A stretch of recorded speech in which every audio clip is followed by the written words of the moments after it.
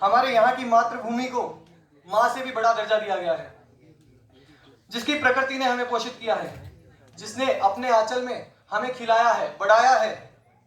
इसलिए हमारे पूर्वजों ने माता और मातृभूमि को स्वर्ग से ऊपर माना है। जब हमारी मातृभूमि का मर्म खतरे में आया, जब हमारी संस्कृति को मिटाने का प्रयास हुआ, जब हमें गुलामी की बेड़ियों में बांधा गया, तब इस भूमि पर कुछ महावीरों ने, कुछ महावीरांगनाओं ने मोर्चा संभाला और इसकी रक्षा की, इसके लिए बलिदान दिए, इसकी पुष्टि करने के लिए कि उनकी आने वाली पीढ़ियां पुनः इस कुत्सित गुलामी में ना पड़े। उन्होंने एक पद्धति की संरचना की, एक नियम लागू किया जिसे आज हम गणतंत्र के नाम से जानते हैं। तो सर्वप्रथम आप सभी को गणतंत्र दिवस की हार्दिक शुभकामनाएं। उन सभी वीरों को मेरा नमन जिन्होंने इसके लिए बलिदान दिया।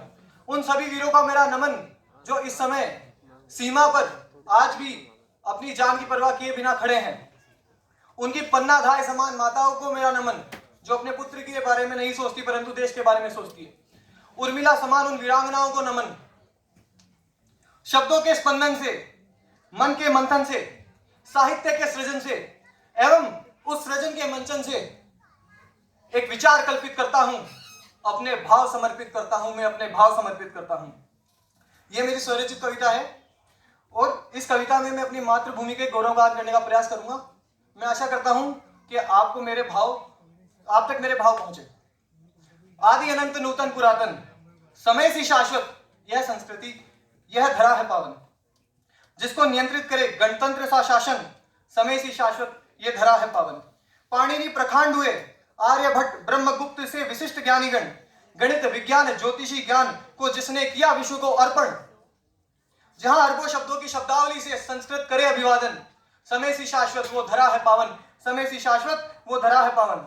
जिसकी शिल्प कला ने सभी को अचंभित किया, धातु की रचनाएं की, धातु से रचनाएं की, वसुधैव कुटुंबकम का संकल्प लिया, अंकों का ज्ञान दिया, आयुर्वेद उपहार महान दिया, शल्य चिकित्सा दी, न्याय विधान का सम्मान किया। जहां वंदे मातरम की गूंज करे ऊर्जा का संचारण, समय सी शाश्वत वो धरा है पावन, समय सी शाश्वत वो धरा है पावन।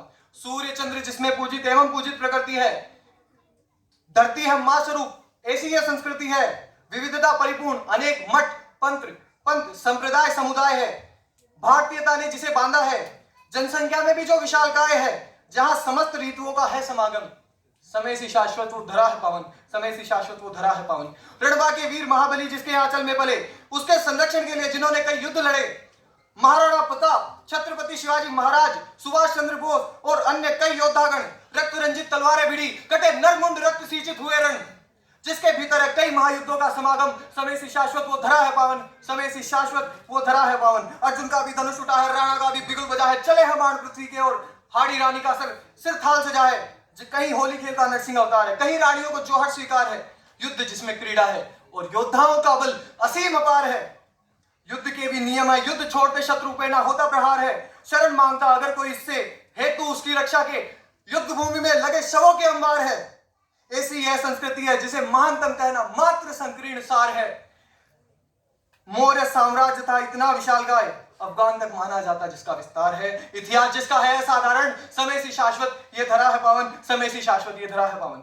अंत में मैं राजस्थानी की 2 लाइनों के साथ अपने मंच को विराम देना चाहूंगा। खोयो क्यों घर में आवट, कायर जम्बू काम, सिंगा केहा देसड़ा, सिंगा केहा देसड़ा, जेठ रहे सो धाम। इसका तात्पर्य है कायर की तरह रहने से कुछ नहीं मिलता अपने घर में 2 वक्त की। कुछ करना है तो सिंह की तरह दहाड़ो, क्योंकि सिंह जहां दहाड़ता है वो क्षेत्र उसी का हो जाता है। तो मैं आप सबसे अपील करता हूं, आप कुछ ऐसा कृत्य करें जिससे अपने भारत देश की दहाड़ पूरे विश्व में गूंजे। धन्यवाद। जय हिंद, जय भारत, वंदे मातरम।